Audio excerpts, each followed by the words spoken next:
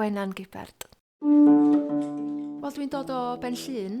Dwi'n gweithio efo cwmni recordio sy'n, a hefyd dwi'n perfformio fel telenores a chantores. Dwi wedi bod yn chwarae delyn ers mod i'n tua 8 oed. Mi oedd canu gwerin a cherdant yn arbennig yn bwysig yn ein teulu ni, a dwi wedi bod yn canu o oedran ifanc iawn.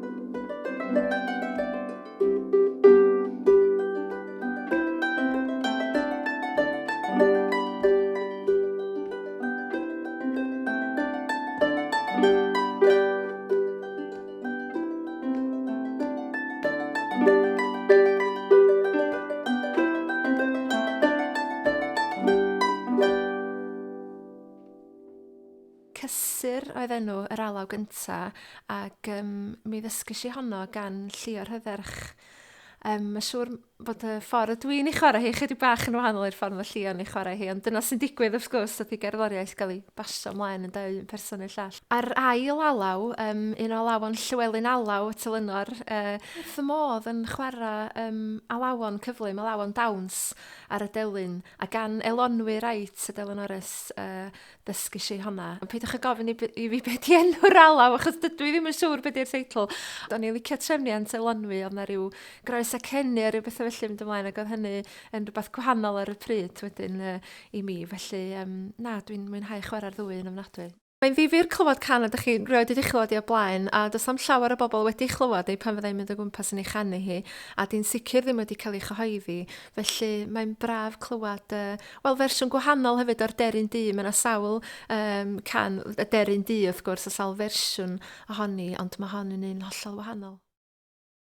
Y deryn du sifrin y goeden, yn trin ei blu a thrwsio'i aden, a'i di drosta i fôn y fori, i sbio hint yr un rwy'n garu,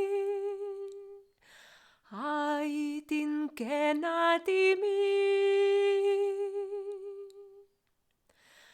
Ac os nad wyt ti yn ei nabod, dyweda fi ti y modd i'w ganfod. Dos ti ar y maes lle mae'r gwenith gwynaf, a chais yr un sydd yn medu lwyraf, a'i di'n genad i mi.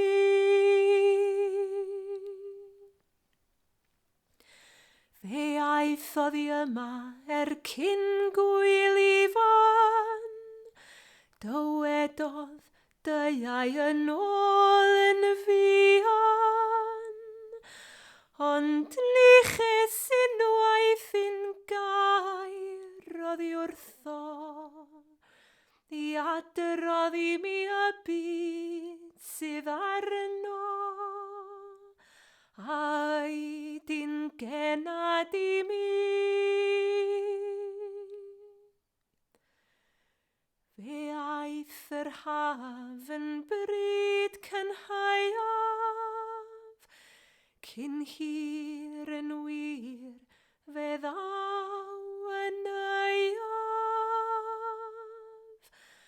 Os nad o'n nghariad i nôl yn union, arfur mi drengaf o doriad calon, a'i di'n genad i mi.